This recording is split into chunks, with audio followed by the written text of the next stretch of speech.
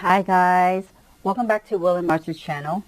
In today's video, I'm going to show you a quick overview of my new Breville Barista Express espresso machine.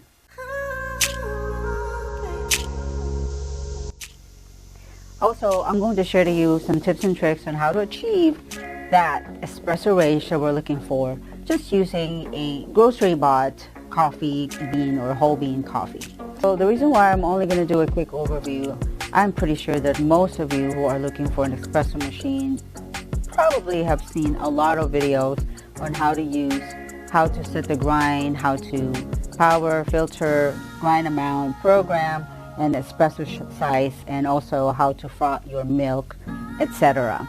What I'm going to show you today are some of the tips and tricks that I learned from watching most of the video on YouTube, and as well as how I achieve that espresso range just by using a store-bought or a grocery-bought whole bean coffee.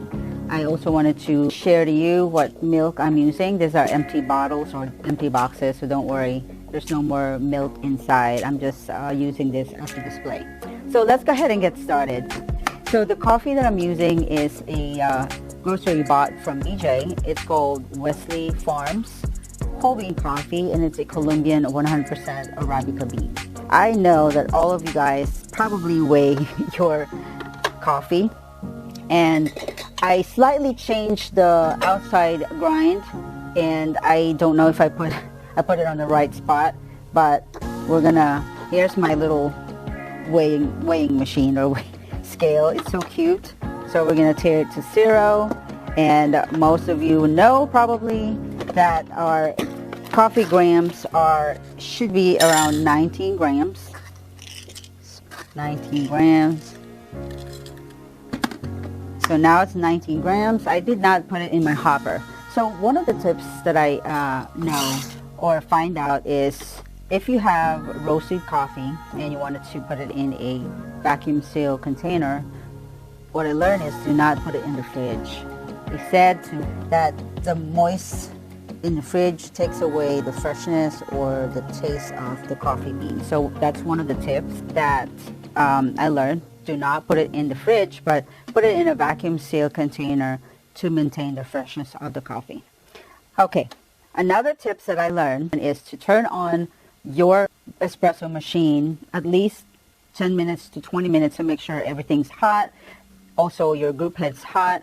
And I have this on for a while because I'm talking to my sister. Anyway, so my coffee group head's hot, my porta filter is hot, and it should make a excellent coffee.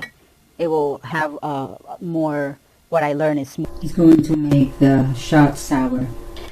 Now another trick that I learned is I bought this coffee dosing funnel. I bought a dosing cup before, but I realized that I'm still wasting granules after I grind my coffee. But this one, I'll show you how easy it is to use. I already put the coffee bean inside, and now I also adjusted my grind amount according to the amount of coffee granules that I'll be grinding. So let's just wait. It's kind of loud. Hopefully it's on the right size. Okay, so as you can see, all of the coffee grinded is in there. All I have to do is do a quick shake. I bought a stirrer, and it'll be here in maybe 2 days. And I also have this a long time ago using my Gaja Caressa Deluxe, and I never got rid of it. After doing a quick press, then I also bought this coffee distributor and tamper. It's quite heavy, guys. We will use the coffee stirrer first, or the distributor.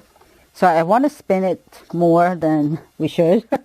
And then now we're going to tamp it. I also adjust the tamper according to the height of how much tamping I should do, and it'll just stop where it should be on the portafilter. So now we have a nice puck. Now we're going to time it. The perfect espresso, should be coming out of the group head in about like 10 seconds to 12 seconds, and it'll produce an espresso on around 35 seconds range. Let's turn off the, I I'm not gonna weigh it because since we did a 19-gram coffee, we should produce about 38 to 40 espresso level on this cup. We're gonna go ahead and time it.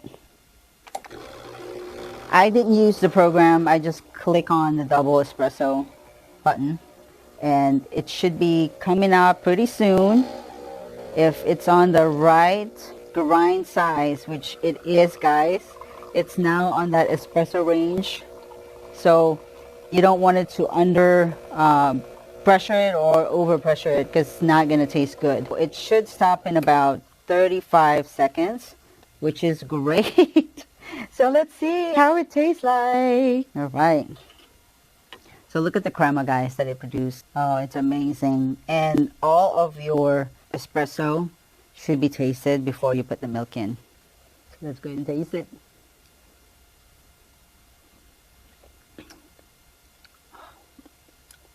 Wow. Wow. Oh my gosh, that tastes so good. Okay, well, let's put this away. We don't need this anymore. Oh my gosh, that tastes so good, guys. Okay, now we're going to take this off. I think that's a big difference is turn this on and wait for at least 20 minutes until everything is hot or warm. And that way it will produce a so much better espresso.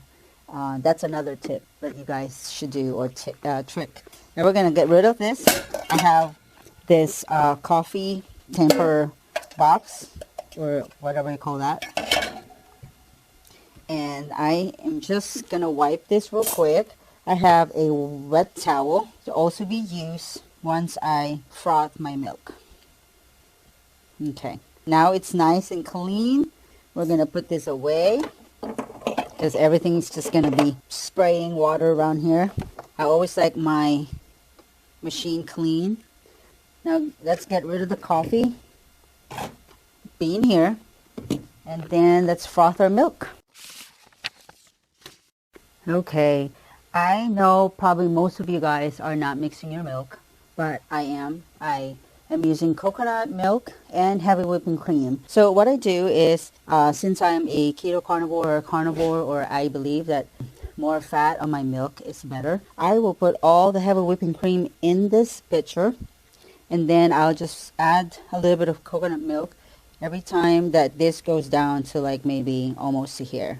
I think it's better for me. So now we're going to put the milk almost to what they call it spout of the pitcher, not too full because it will rise up.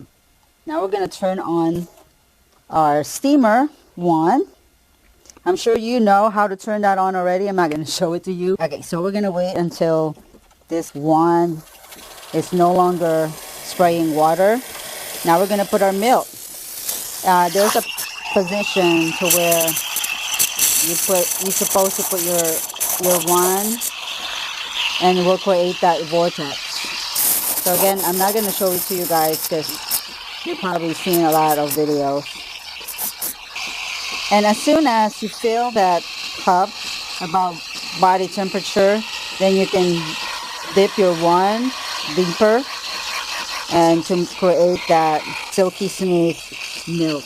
I also learned the trick or tip on what temperature the milk should be is around 135 to 140 degrees Fahrenheit to achieve that sweet taste from the milk. And you don't even have to add any more sugar because you achieve that sweetness of the milk that you're looking for. And you immediately wanted to wipe this down with a damp cloth. Now if you don't have a damp cloth, what I do is I turn on the hot water just to damp that really quickly. And then you have to, of course, get rid of the milk out of that one. And then you just wanted to wipe your machine. You want it clean and pretty. So now let's do this latte art. Don't laugh at me because I am not good at latte art. Okay, we achieve this. Oh God. Texture in our milk, and then we're just gonna pour. until we achieve that heart that we're looking for. Oh, I am still good at this, guys. I've owned, well, how many coffee espresso machine, and here we go. Oh, man. So let me tell you real quick on how I achieved the espresso range and the right grind for this store-bought or grocery-bought whole bean coffee. I didn't use the dual wall for grind coffee, and also that can be used if you're only going to use or buy a store-bought coffee, because it still achieves that freshness or that taste that we're looking for. But the secret is in the grind. So real quick, what I did is I changed the inner burr, or the upper burr is what they call it, the upper burr grinder, into a 4 setting instead of 6, which is already on a manufactured settings. I changed it to 4, and then I dial my outer grind or outer burr into a 5 or 6 range, and right now it's on the 5. So I bought a Wellsley whole bean coffee at BJ's.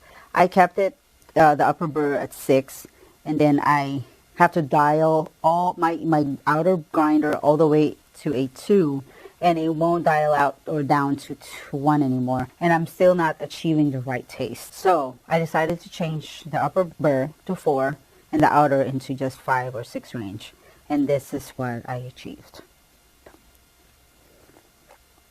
No sugar needed, guys.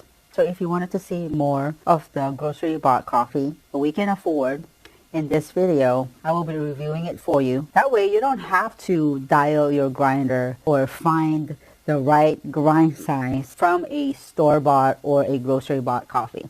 And the reason why I'm doing this is because it's hard to find a place where we can buy fresh coffee or whole bean coffee. And I'm not a coconut milk drinker, but if you make heavy whipping cream and coconut milk, you can't hardly taste. You can't even taste that there's coconut milk in here. So until my next video, bye.